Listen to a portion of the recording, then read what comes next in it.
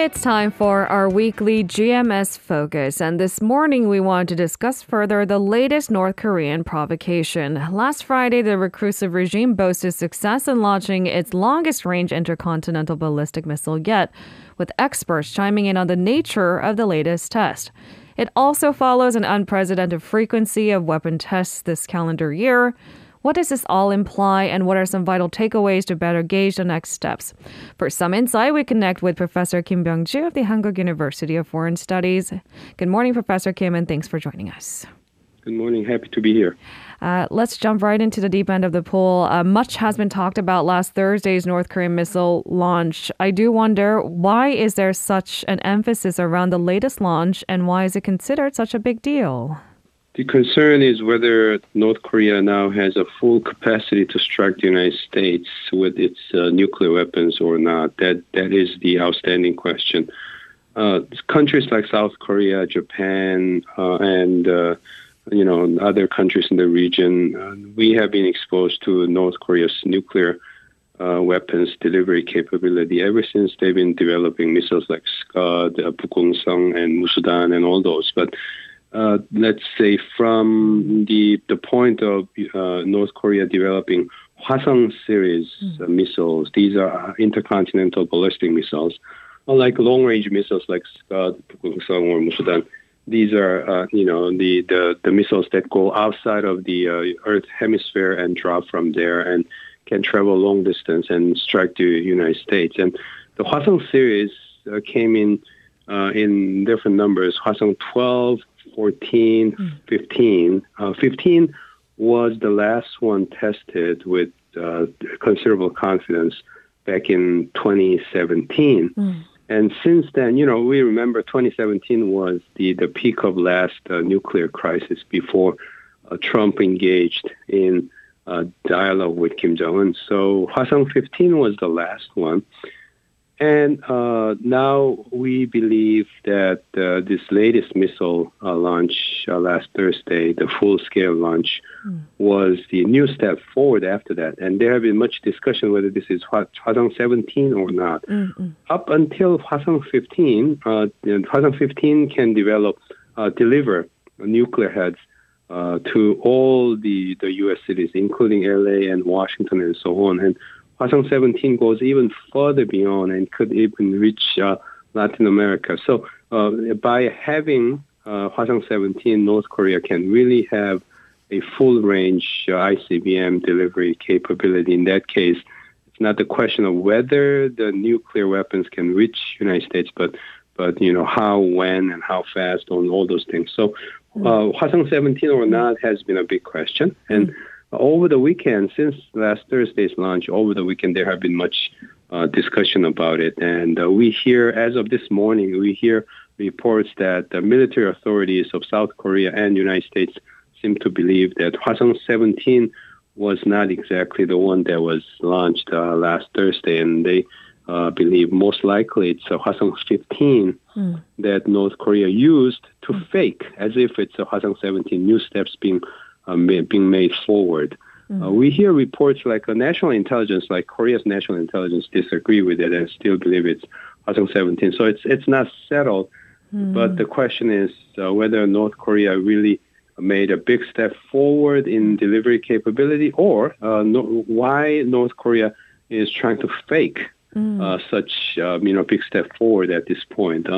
Those are the questions that we're still kind of struggling with at this point. Professor Kim, whether it's fake or not, it may take a little bit more time and analysis for us to make the absolute conclusion, it seems, as you've implied. But experts are also saying at this point that last Thursday's missile launch is only the beginning of a series of provocations to come. Why are we drawing such conclusions at this point? Yeah, because April this year is a very, very special month. This new month marks 10-year, a full decade of reign by Kim Jong-un since he came into power as a young leader of North Korea. So 10-year means that he has to show to the North Korean people that he has achieved something. And in doing so, of course, he made it clear many times in the past that he wanted to show economic side progress, but he has failed continuously. He has acknowledged that as well. So the only thing that's left is the military side. So he will have to show something within this coming month of April, that his 10-year reign of North Korea has achieved something very considerable. So that's one. And another one is, historically speaking, also, Kim Il-sung, the founder of North Korea, his 110 years birthday, the Taeyangja, the Day of Sun, that's April 15th. That's a big, big national holiday, and they have to celebrate, and they need something to celebrate with. So a major step forward, or like a nuclear test, is a possibility in addition to this missile test. They're talking about, as of this morning, reusing the Punggye-ri nuclear test site. Punggye-ri site is the one that was, destroyed during the peak of dialogue between Trump and Kim Jong-un. And a lot of people are saying all along then, they're saying, oh, this is only in gesture. They're going to get back to use their facility again. But it looks like we have some evidence that North Korea is getting back to using that facility as well. So and this coming April is a month that everyone has been kind of like bracing for. And nuclear test as well as the additional missile test are quite likely at this point. And in that case, what we know is what's coming is being added upon altogether 4 nuclear tests under Kim Jong-un and 130 missile tests under his reign so far. Okay. And we know by now, U.S. military authorities and so on agree that North Korea by now has over 60 nuclear warheads, and they have a capability to add 6 to 7 of additional ones every year. And North Korea is now working on MIRV capability, multiple, the independent reentry vehicle capability. This can be made possible by Hwasong-17. This is where you place several warheads in one missile, and as it re-enters the Earth's hemisphere, there are different warheads that spreads targeting different targets. In that case, it's really hard to shoot them down. So MIRV is the next phase they're focusing on too. So the threat is ever increasing continuously. I also want to take a look at the U.S. and South Korea's response in dealing with this increasing threat, it seems. The White House was quick to echo the same sentiment as before, condemned North Korea's missile launch, vowed to take all necessary steps, but open to dialogue. The sentiment is quite similar, is it not?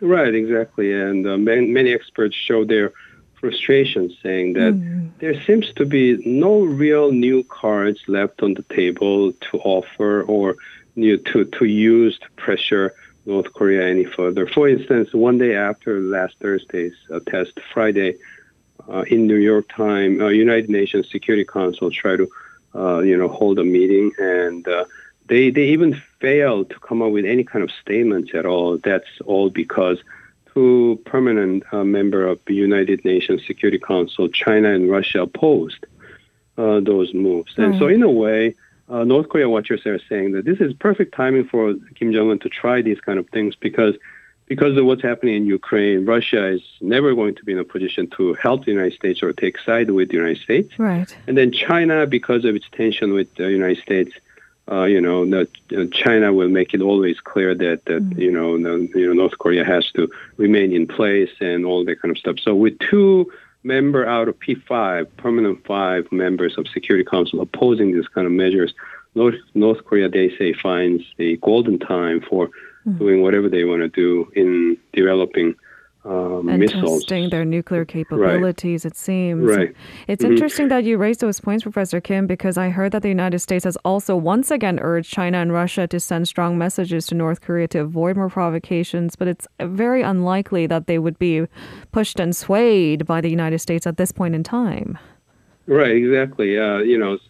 Continuing on the point that I just made, it's been almost 30 years ever since North Korea announced its intention to go nuclear. 1994, I believe, was the starting point. And since then, basically, we have seen 5 U.S. presidents, Clinton, George W. Bush, Obama, Trump, and now Biden, struggling with, how to deal with North Korea as a whole. And the current Biden policy is called the calibrated practical approach.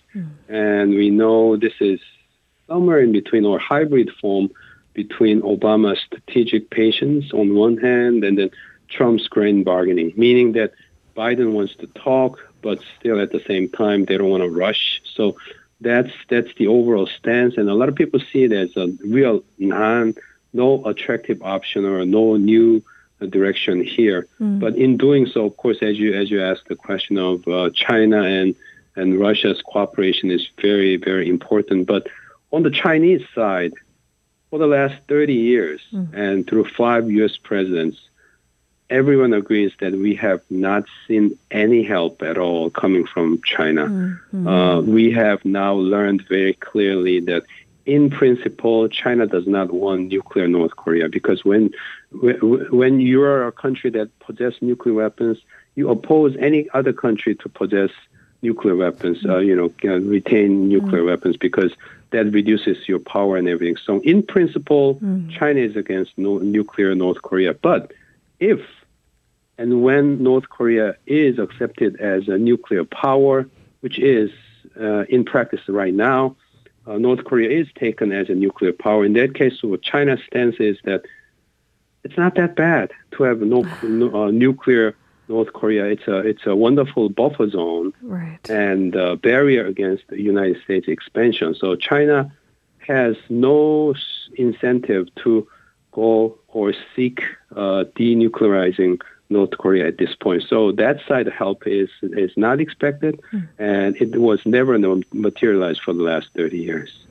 We have a new incoming government to be led by conservative Yoon Suk-yeol. What are some of the lessons we may draw from the experience of the Moon government's Korean Peninsula peace process policy of the past 5 years?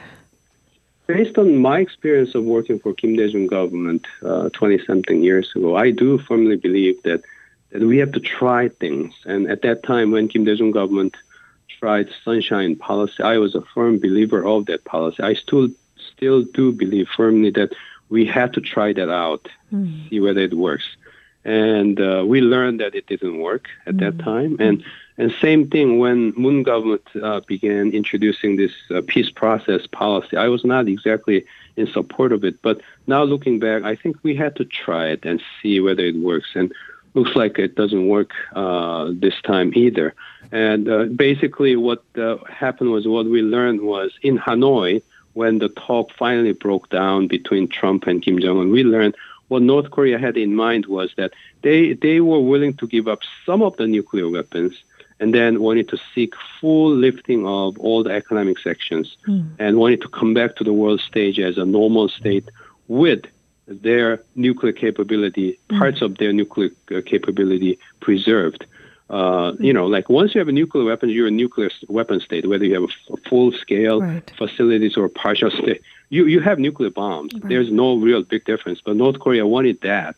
And we learned that's what North Korea tried to seek, and that was not something that was going to work. So we learned the lesson. And so at this point, I guess, the Moon's government policy, even though it was a genuine effort, did not really work out well. So the incoming Yoon government is in a position to find new policies going forward based on lessons and non-lessons of the last 30 years at this point. And I guess my sense is what experts seem to agree at the moment is that now, since we have tried the dialogue with North Korea, this time what we have to try is, based on the lesson that dialogue-seeking posture and then what critics call peace-begging posture doesn't work at this point. So we have to focus on deterrence, making sure that nuclear-armed North Korea does not make their moves that they want, which means